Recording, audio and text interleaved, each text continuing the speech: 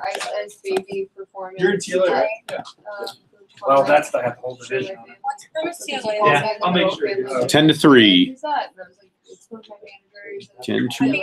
I think I can come now. I Did just you may find be it? late and getting back. I didn't think so. Nice. If you found it, I'd be That'd be blown away. awesome. I only got like a 6-second clip. That would be so on nice, Instagram, actually. That that Caitlin Caitlin took. I'm gonna make them There were so many people Nice. filming it. And I'm Oh, yeah. I didn't grab one of them. I'm guessing That would be excellent. I'll call you tonight and give it to you soon. I wish. That'd be so strict. He said most of them were out of state. You know our motivation process. Sorry, so you never know. You're talking about in like 2 days or 3 days? Okay, that's probably it. Tomorrow and Friday. Okay. Well, why don't you talk to me one-on-one about that, Brosi? Good deal. Yeah. Let's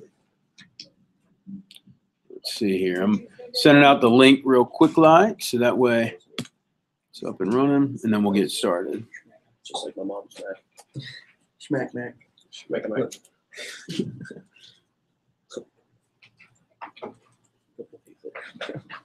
What? The boys are in town. It's funny. Keep it classy, bro. You're gonna be that, dude. I'm a mentor, bro. Here's your shirt. That is true. Mm-hmm.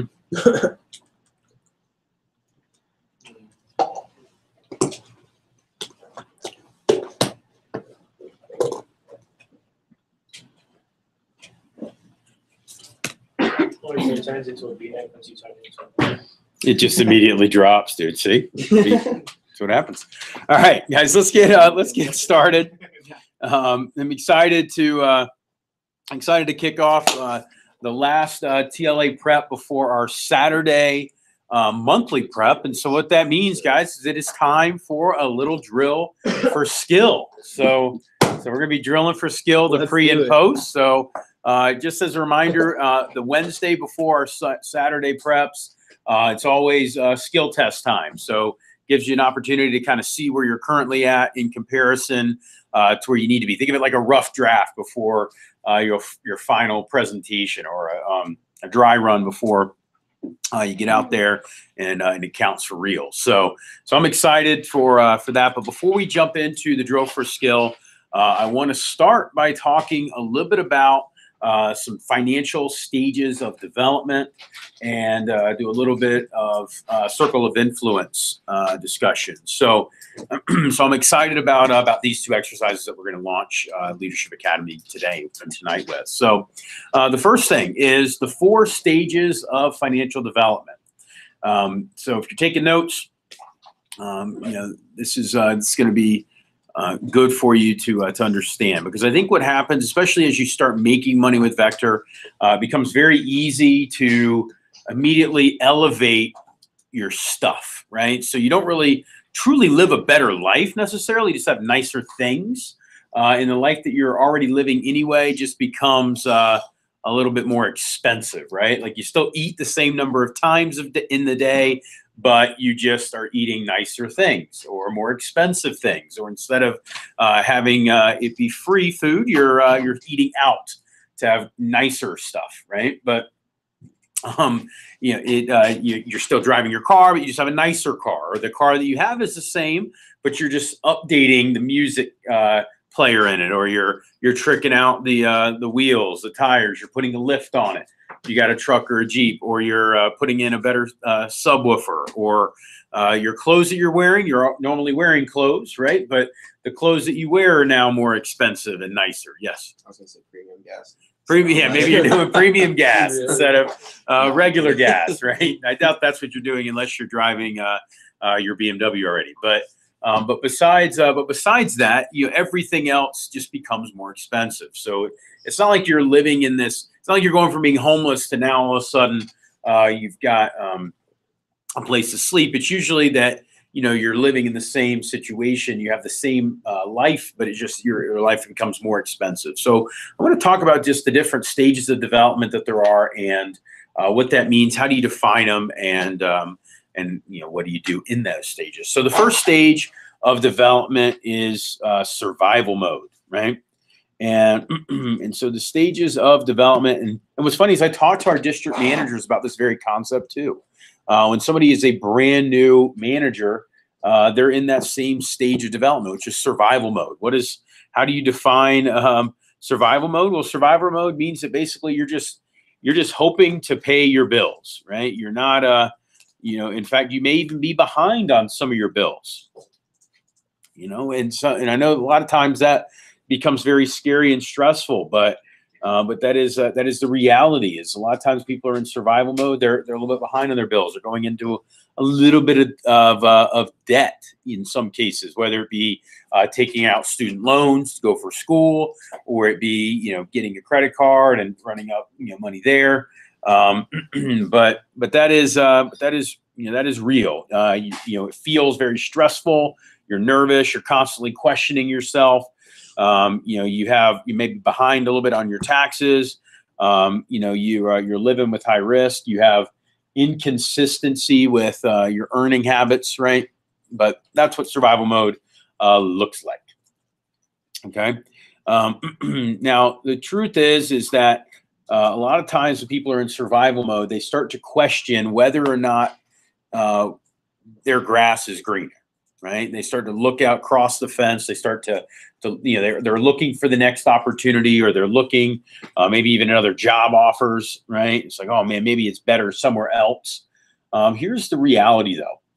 I've never once seen somebody who was bad with their money in Vector go somewhere else and all of a sudden they're great with their money. I've yet to see it happen once. People that are good with their money in Vector tend to be good with their money outside of Vector. People that are bad with their money in Vector tend to be bad with their money outside of Vector. People that are bad with their money as a sales representative tend to be bad with their money when they get into management. People that are bad with their money, good with their money as a representative tend to be good with their money when they become a manager. I'll give you an example of somebody who was solid with their money when they were a manager. Now they're out of the business and they're still doing okay. A guy named James Chow. James saved a lot of money as a district manager in our business, and he still had some goofy spending habits. But I mean, after being with Vector for 10 years, he paid for his house in cash, right? Which is something that a lot of people can't say that they've been able to do, right? But he paid for his house in cash, which is pretty cool, and that was all Vector earnings. The reason he did that was because he was good with his money when he was in Vector, and then also when he went to his new endeavor outside of Vector, he wanted to make sure that if he was going to take on all this risk, that at least that wasn't something that he was going to get behind on, was a mortgage payment or other stuff. So he just paid for it in cash, right? And so that's another great example. I've got another individual that was bad with their money when they were with Vector. They blew it on dumb things, and then as soon as they got out of Vector, they were still bad with their money. They were still struggling with it. And 5 years since they've left Vector, looking back, they're still terrible with their money. And some of the decision making that they make. So it's important to learn the skills now. So that way it helps you out no matter what. And what's great about our business specifically is that if you get good at it, you could truly save a ton of money. I mean, we have a lot of examples of district managers in our region that saved 40, 50. We had one district manager that saved $100,000 this summer. Not a DVM, but a district manager that saved $100,000 this summer. As a manager with us. So if you get great at it, it can really be awesome. And the grass is definitely not greener in other places. The grass is always greener where you water it, right? And even if a lawn next to you looks great, if somebody stops taking care of it, well, then of course that lawn's going to turn to hell, right? You see it happen in the sporting world, right? You'll see a team that's great, gets a new coach that goes in, has great players, and then the team turns terrible with the same players, not because of the players, but because of the coaching and the mentality and the culture that's around it. So grass is greenest where you water it. Now, how to go from survival to the next one, which is stability, right? So the second stage development is stability. Well, the easiest way to go from survival to stability as a Leadership Academy member or as a sales representative is to really know what your expenses are, right? Remember, as a reminder, by this prep, we want to know what you're spending in the big five, okay? Does everybody remember, or the Fs, right? We call them the Fs. What are the Fs? Food, fuel, nice. Phone, it's not really, I know it's not really. Friends, fun. Friends, fun, right? And then you got your fixed expenses, right? So fixed expenses, that's usually pretty quick. That's just what are unchanging for you. Food, what are you spending on food? What are you spending on fun? What are you spending on fuel? What are you spending on your phone bill? And then friends and family, right? Taking them out, doing stuff with them. And that may overlap with fun, right? Or if you're letting somebody borrow money, if you're paying something for somebody, right? That could go under that banner there. So the big 5 F's and then fixed expenses. So know your budget. That's you cannot get into stability mode unless you know what that is. Okay, you have to start there. The next step is having a monthly sales plan designed to cover your budget with the 30% level. So some of you guys I know are at bonus level. And if you're at bonus land, don't count monthly bonus as a part of it. Okay, because if you're saving, so here's what's cool, guys. If you're saving a percentage of your withholdings, right, then that monthly bonus at the end of the month, bam, that's going to be more than enough to get you caught up or ahead. So having a monthly sales plan, if you're in survival mode, to hit whatever your expenses are at the 30% level for the month. Okay. So when you get to stability, what that feels like, okay? Well, what it looks like basically is that you don't have any debt, right? Now it doesn't necessarily mean that your debt's completely paid off. If you've got like student loan debt or stuff like that, but what it means that you're not incurring any new debt. You know, you're, ideally you're caught up. Your credit cards are completely paid off, but long-standing debt, you're current on it. So things like car payments, student loans, that sort of thing. You've got money set aside for tax purposes, right? Which, as most representatives, your taxes are be minimum, if nothing. Especially if you use Sean Walker, he's excellent at helping people with making sure that they pay the bare bones minimum and it's legit. Okay, so you can talk to him if need be at the end of the year. But but the other thing that you've got in stability is that you've got 1 month of your expenses, your fixed expenses, saved up, and you have your withholding set up, and you're on pace with withholding. So that's stability. So no more personal debt. You've got a month's savings worth of your expenses that you find out, whatever your budget is. That's already set aside. Now, here's the key, guys. It doesn't mean that you've got that 1 month's expenses set aside in your withholding account. Okay, your withholding account, that should be towards building for next summer, building towards having bigger opportunities. What this is talking about is that you've got enough in just your savings account in your bank to cover at least a month of expenses. Okay? So that way, if you have a rough sales month, it's not the end of the world. Okay, you're not going right back into survival mode. Okay. Now, here's the challenge. For a lot of people, stability feels like this. It's less pressure, less do or die every week on every activity. You know, some people need to have their back up against the wall in order to work, right? You know, if they're not broke, then they don't see the reason to work hard, you know? And so it may feel a lot like you're riding high, but the problem is you'll very quickly go back to survival mode if you chill, right? What stability really should feel like, guys, is, alleviated pressure from having to stress, but you should still set up your withholdings and set up your savings and be aggressive with your money so that you're not feeling like you're rich, because you really aren't, So, and some people feel that way, right? It's like, oh, I got money in my bank account, I'm good. It's like, how much is that? How much I got in my bank account? Sweet, I can cover it, I'm good, right? So for some people, stability, they may feel like it's the next one, but in reality, they're very quickly hovering back between survival and stability That's where they are for most of their life, honestly. And you'll see people that are 40, 50 years old, that's where they're at. They're right between stability and survival always. If they lost their job tomorrow, they would have a month to find a new job. Otherwise, they're selling their house, they're selling their cars, they're screwed, you know? So, you know, it's penny wise, pound foolish, right? So, you know, big hat, no cattle is what they call it. And is what they say about it in Texas, right? So, all right. So the next, so to go from the next step, which is stability to success, well, here's what you need. You need more financial education. Okay? You need a network and change your circle of influence, which is what we're going to talk about next. And surround yourself with the right types of people. You need to set up savings benchmarks for yourself. I found in Vector, especially, if you have little benchmarks or you're contributing towards something monthly or weekly, it helps you out. Right?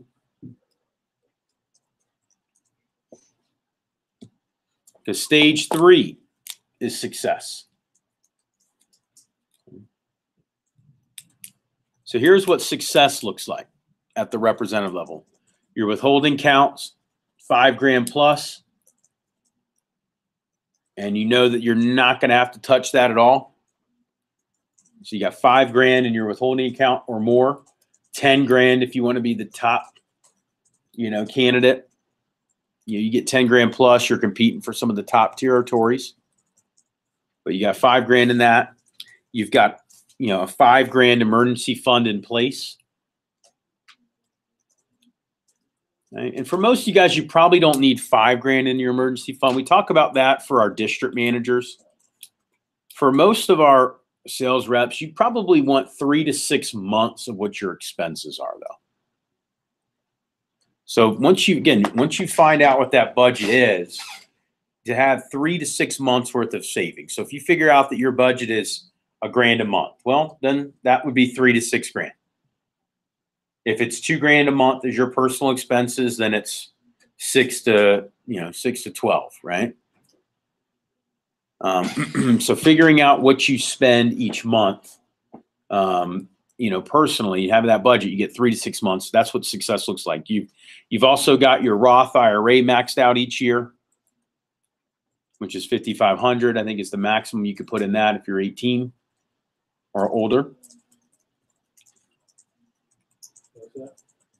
A Roth IRA, that's a savings account. We're going to go over some of this stuff on Saturday when we talk about buckets of money. We're going to talk about different accounts that you can take advantage of as a representative. Here's what's ridiculous. I had Caitlin and I, we met with my money manager on Sunday up in Chicago. We went and got dinner with him, and actually, Mark, we're near your home turf, right? But it was meeting with Adam, and we were doing some budgeting and planning. And what we found out is, as a representative, and here's one of the beautiful perks of being a 1099 representative, is because you're technically considered a sole proprietor, you can max out a Roth IRA. We're going to talk about this more on Saturday. Roth IRA. If you're over 25, you can do an HSA. If you're on your parents' health insurance, you can't. You can also do a profit sharing plan, which is it's what's called a single K or a single 401k, where you can do $18,500 as an employer contribution, which reduces your tax liability for that. And then you can also do 19% of your post-tax income or your post write-off income, which is pretty sick. So like, let's say you can write off everything and get it down to like 50 grand, for example. Well, you could take out 18,500 and put it into that. So instead of paying taxes on 50 grand, you're only paying taxes now on 31,500. And then you could take 19% of that, which is, another 6 grand roughly, and lower it even more. So now you're talking paying taxes on like 25K. So it's pretty sick. You save a ton of money. But anyway, we'll talk about that more on Saturday. But just know, in the stages of success, you've got your IRA maxed out. Because here's the thing, guys. If all you do is max out that 5,500 every year, from the time that you're 20 years old to the time that you're 35, okay, So if you think about that real quick, okay, so actually, so 20,000, so that's 15 years. So let's say you're at 0 right now and you do it for the next 15 years. And let's say that you do 5,500 each year and you have an interest rate of only 7%. It's not killing it, but it's doing okay. If you've been doing this over the last several years, by the way, the interest rates, I mean, the market's on the most ridiculous bull run it's ever been on. The last 10 years, it's been the best run we've ever had in market history. But if you did that at the end of those 15 years, now keep in mind, 15 times 5,500 is how much? My got a calculator? Is that 50 times 6,500? 75, and then there's 50. Hold on, guys. Just do the calculator. 275. That's not No. right. Yeah, Hey, So you invested 82.5, but with the time value of money and compounding interest, it'd be worth 138,000 by the time you're 35. Now here's what gets real exciting. If you did 138,000 and then did nothing, invested no more. So let's say when you get to be my age, you do nothing. You don't save another dollar, but you've got that 140 grand in there. And you do that over the next 30 years. So by the time you're 65, let's say you invest nothing there. And interest rate is 7%. That money is now worth $1,050,000. That's if you don't invest from 35 to 65. What if you keep doing that? So if you kept investing your 5,500, you'd be at 1.6 million. So it's over $1 million, right? Oh yeah, but it almost doubles. But see, here's the one thing I want you to keep in mind. The first 15 years, it's worth more than the last 30. Does that make sense? And see, what's exciting is, guys, eventually you can get to, the next step, which I'll talk about, which is where you're thinking about maxing out every retirement vehicle that you have. And you're putting away like 50 or 60 grand a year. Or maybe one day you start killing it. I know what I talked to Adam about is between Caitlin and I, us saving 200 grand a year every year. That's our goal. We should do it this year. It'll be 175 to 200 this year is what we'll save. And then next year, 200 for the next 5 years. So by the time that, I'm 40, I'm basically, I could walk if I wanted to. Now, here's the thing, I'm not going to walk. I love what I'm doing. But think about the freedom that you have at that level, right? Where you're doing something just purely because you love what you do. You're not doing it for money at all, ever.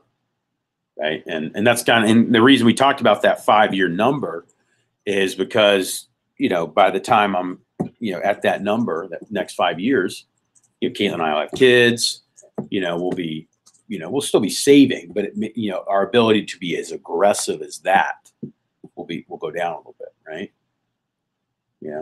Maybe it's saving 100 a year or 150 a year instead of 200 or 250, but that's kind of the game plan, right? But you have to do it in steps, right? You can't just go from saving 0 1 year to the next year saving 150 grand.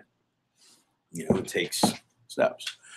Okay, but the other thing that success looks like, guys, is mini rewards. You're rewarding yourself. And as a representative, that's why we got that $100 rule, right? Because a mini reward, guys, is not spending a G. A mini reward is spending $100 on something you don't really need. And so that's why I say, hey, if you're going to spend $100, let's talk about it. Because if you're spending more than $100 on something, it needs to be something that's worthwhile. Here's another way to think about it. At your age, with if you're between age of 17 and 21, 25 really, by the time you're 65, what do we say the value went up from 35 to 60? It was 135,000, 138, and it went up to $1 million, right? So that's basically a multiplier of what, 7? So think of it like this. At your age right now, which is roughly half of 35, it's probably a multiplier of 10. In fact, we can figure it out right now. So let's say somebody's 20 years old and they invest $5,000. Let's just see what that becomes worth. We'll do 5,500 just to make it. And we'll do 5,000, make the math real easy. I would do $1, but that would be kind of lame. So let's say they do 0, but they invest that. And let's say they're 20. So that would be 45 years from now. At 7% rate, that's $105,000. So one way to kind of think about, do you need something or not, is ask yourself, is what you're buying worth, and then times that by 20. Because instead of buying that thing that you don't need, if you save that money, when you're 65, it will be worth 20 times that. Isn't that crazy? Now, there's certain things that you need, right? And so you're going to need to get it. But what I found is that concept, and at my age, what I'm doing is I'm timesing it by 7. 7 to 8 is what I kind of gauge it on. So if I'm going to buy something $100, I ask myself, is it really worth $800 to me right now? There's certain things that I'll say, sure. There's certain things that I'll be like, or what I'll do is I'll set it up as a mini reward for myself, where instead of buying it just right without doing it, I'll say, you know what? Delayed gratification. If I can create an extra blank, then it becomes worth it to me.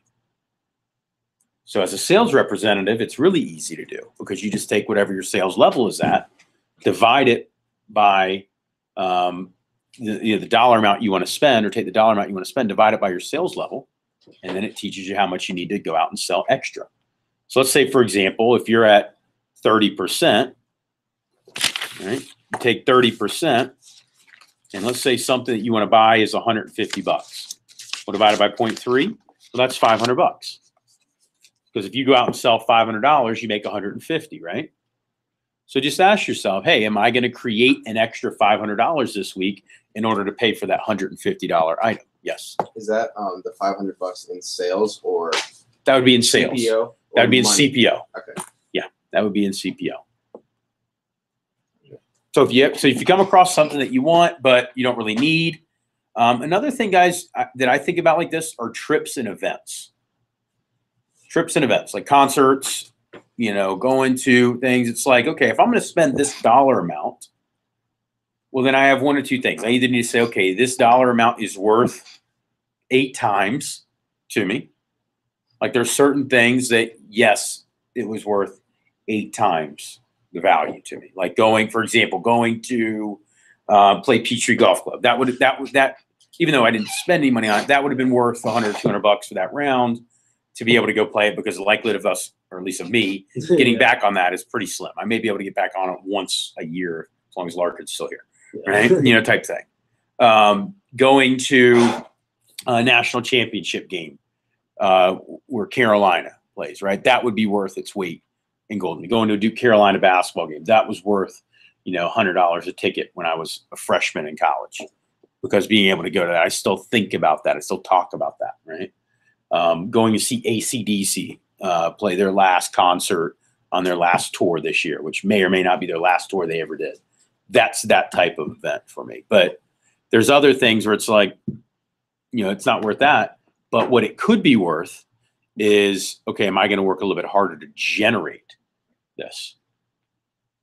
Another thing that I've done when I was a newer manager, and I wanted to buy things, is I would say, okay, if I'm going to spend that much money, well, then I'm also going to save that much money. So anything I wanted to buy, I'm going to immediately take that same dollar amount and invest it. Because then it really was worth the 20 times to me, right? So for example, if I'm going to buy something that's $100, Okay, I'll spend that 100, but I'm immediately going to invest 100 too.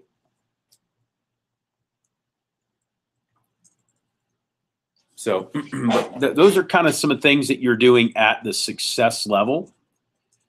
You're rewarding yourself on many things. You're still on a budget, but you're saving your bonuses.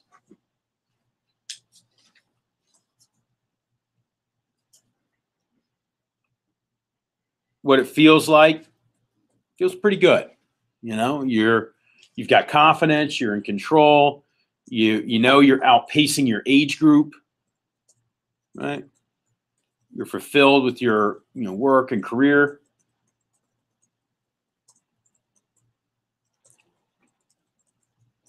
You understand that Vector's opportunity is pretty damn fantastic when you're in that level. Because your ability to save, earn, and minimize expenses and taxation is unlike very many opportunities I've seen anywhere. It's pretty damn awesome. Okay. The next step is to go from success to significance. Okay, and significance is a step where you're not as much spending money, or sorry, spending money just on stuff you need. I mean, you have no car, your car payments are completely done. You've got, your car's paid off. You've got, you've got trust. You got like you're hitting you're maximizing all of your taxable accounts that you could take advantage of, which we'll talk about this weekend. You're setting up savings goals for the year, and you've got benchmarks that you're really truly driving towards each and every single month. You have an understanding of insurance, investing, budgeting, taxes.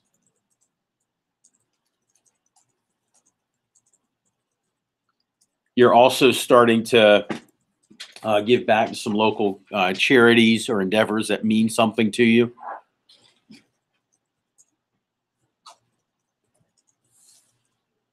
Mm-hmm.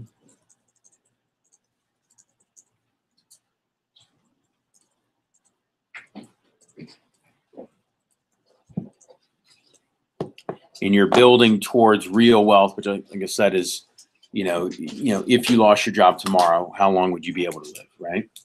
And maintain. So you've got your emergency accounts completely stocked up with 3 to 6 months of expenses saved up there. You've hit all your taxable earning goals. You're now starting to build up for maybe some big ticket fun, property purchases and or, toys, extras, right? You're impacting your community.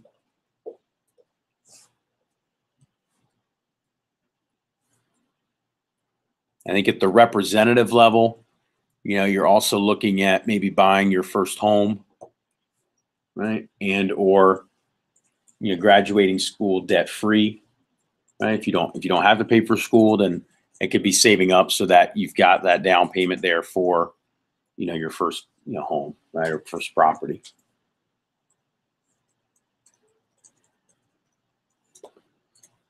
I love the fact that we've got, representatives and managers, by the way, that, they're buying properties. They're building, towards long-term wealth. They're taking care. I mean, you got people like Anthony Mercer going down and, helping out in Haiti with Andy Jonty. You've got, Caitlin has been raising money for Shatterproof. She's been able to, hit all of her savings goals, and it's kind of cool that we're paying for our wedding without needing any financial support from family, which is kind of cool.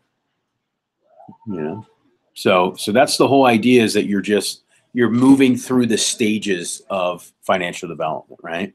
So no matter where you are right now is not nearly as important as moving towards the next step. Okay. So, cool. So those are the 4 stages of financial development, right? So you got you got survival, stability, success, and then significance. Okay. And like I said, what's great about it is that if you do things right, Vector can set you up for a future that, you could realistically think about when you want to retire 40, 50 years old.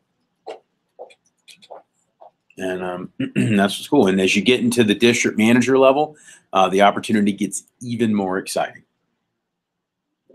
And then of course, DVM's not half bad either. So, okay.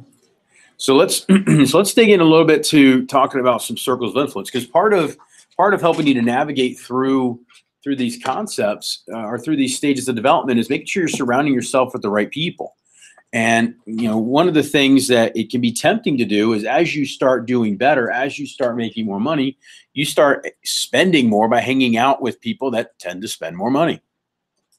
And so so what I want you guys to do is do a little exercise. And here is the exercise that we're going to start with first. So it goes as such. Who are the 5 people that you talk to the most?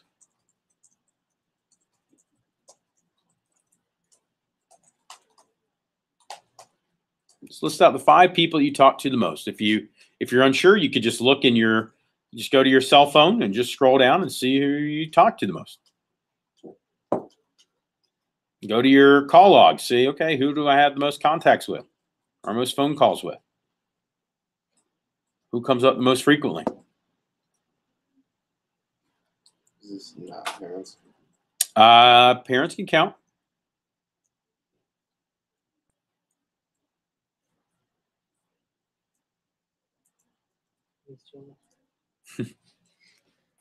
Miss Jones. There is one Miss Jones that you talk to the most, and you can put her down there. Mr. Jones would probably not be happy with that, Anthony, but you can put that down. Anthony, you dog. All right, so put your top 5. Okay. Now, here's what I want you to do next. All right, so you got your top 5. All right. Now what I want you to do is I want you to create 3 categories. People to learn from, people you want to learn with, and people that you want to teach for. In districts, I know we've done this before, but I want you guys to list 5 people in there. Each one. What was the last category? Who do you want to teach for? People you want to teach for. Or people So learn from, learn with, teach for, right? Do they have to be on the list or not? And if you're struggling to come up with 5, at least do 3.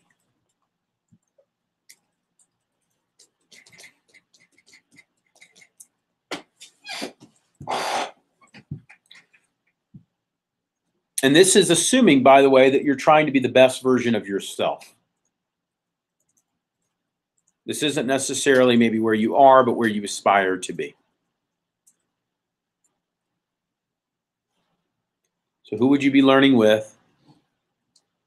Who would you learn for? And who would you learn from?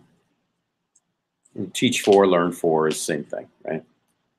Basically, you're getting information and then be able to help. Wait, what's the last one? Learn for, teach for, basically. So who are you Okay. wanting to mentor or guide or shepherd?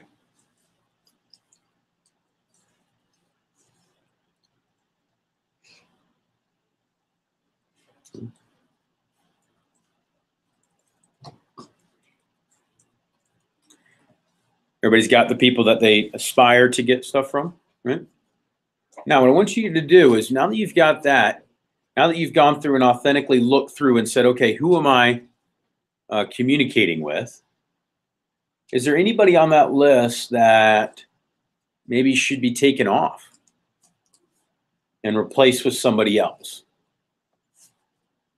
You don't need to tell me this, but this is just introspective a little bit. Is there anybody on your list that, as you look at, these are the 5 people I associate with the most?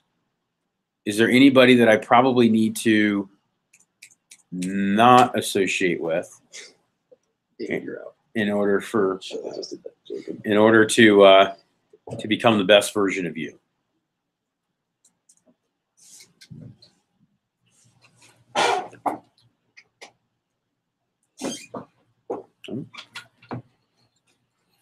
Because here's why I say this, guys. A lot of times there's people that, you know, we hang out with a lot, but maybe they don't serve us. They don't help us to become the best version of ourselves. And then there's other people that, you know what, maybe we don't get as much time with them, but they really could help us become the best version of ourselves. I will say, guys, I would be really concerned if there's people that are in your learning from, people that you really aspire to learn from, but you don't have them in your top 5. Right? And it doesn't have to be all of them, right? But if there's people that you aren't communicating with consistently, but man, you really aspire to be like them and to learn from them, well, then I would be concerned. You know, and the great thing about it is it's an easy change. It's just becoming aware. It's like, oh, you know what? I'm not talking with this person as much. And when I did talk to them, I learned a ton from them. Okay. Because here's the thing, guys. If you surround yourself with the right types of people, you tend to elevate and become the average of the 5 people you associate with the most. So if you're thinking about it from under those kind of parameters, the easiest way to level up your life is to start associating with people that are more like the life you want to be like. You know, having, you know, a situation. Now, it doesn't mean that you're, you know, only spending time talking to them, but it doesn't mean that you're not talking to other people. It just means that you're going out of your way to connect more with the people that you aspire to be like. And I advise you that if there is somebody like that on your list, that's somebody that you want to learn from, people you aspire to be more like, and you don't currently have them in your top 5, I would let them know. It could be a text message. It could be a phone call, but I wouldn't wait, guys. I would not wait until like a week from now because you're going to forget. You know, you don't need to do it right at this minute if you don't want to, but send a text, send a call, or make a call. Just say, hey, you know what? I was thinking about it, and I really want to make sure that you're in my circle of influence more. And if they're non-vector, if they're in vector, they usually understand what that means because we talk a lot about circles of influence. If they're not in vector, they may be like, what the hell is a circle of influence? And so you can just say, hey, you know what? I realize that if I want to be the type of person I want to be, and if I'm actually going to get to there, I probably need to start associating with the right types of people. And you're somebody that I want to be associating with more. You know, and just give them that heads up. And then you start from there, and then you just start dialogue. And here's the thing, guys, don't stop the dialogue. Keep reaching out. You know, there's people that are in my circle of influence that most of the communication is one-sided, meaning I'm reaching out to them a lot, you know, and they're not always reaching back out, you know, but it's okay, because if I want that person in my circle of influence, I got to keep going after it. They talk about that in the book, Living with a Seal. You know, Jesse Itzler talks about, hey, you know, I have this weird thing where if I meet somebody that's got a really cool life or they seem to have their shit in gear, and I want to be more like them, I'll seek them out. And it almost becomes like back when you're in grade school and you say, hey, do you want to be my friend? Yes, no, maybe. And then you have them pick one, right? And I'll hand them a note. But it's kind of like that, where he'll just keep reaching out. And because he does that, this circle of influence that he has leveled up from being, you know, such where he was living in an apartment, sharing it with 4 people, sleeping on a couch, to a billionaire who married Sarah Blakely, this founder of Spanx, the first self-created female billionaire. Right? You know, I guess technically Oprah would be the first, so she's the second.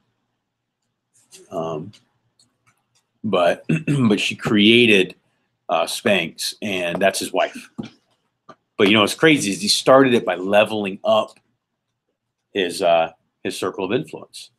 He met his wife at a charity poker event that he orchestrated. And when he picked the tables that everybody's going to sit at, he put himself at her table. You know, and he surrounded himself with other high flyer people. He's also the guy that wrote the theme song for the New York Knicks. Why? Because he was associated with it. He kind of basically bribed and lied his way into getting a mixtape session with a music producer at the time. The same guy that did Funky Comedina was his music producer. And he got some of his tracks in there. He's also one of the co-founders of Coconut Water, Zirco Coconut Water. And just kind of networked his way into levels of success. So surrounding yourself with the right types of people is really, really critical. Okay. So last thing we got, guys, business related, is we're going to drill for skill, the post and the pre. And before we do that, though, I want to remind you guys of the schedule this weekend. It is Saturday here at the Pilot from 10 to 3. Topics include, okay, so topics include the following. Okay, so topics include, pull up the agenda so I can just walk right down through it for you guys. So here is the agenda for first year team. We've got the recruiting funnel review. We've got drill for skill in the pre and post. Jordan White's going to do an interview walkthrough of the group interview. We're going to talk about conflict strategies and how to handle people that are different personality types than we are through CVI. We've got driving demos and coaching calls. We've got rep-driven personal recruiting. Talking about Facebook recruiting, one-on-one targeting, steroid PRs and alley-oops. We're going to talk about, you're going to have a little appreciative inquiry session where we take about 10, 15 minutes and throw out best practices and best ideas to finish the SLC push strong. So things that we could do to create, a big surge the last 48 hours of the push. Also, guys, we are going to have everybody stand up and give their push report so far for the push. So where you're at and what you're committing to get to by Monday. We've got to talk on the branch opportunity, as well as credit score, buckets of money, financial fitness.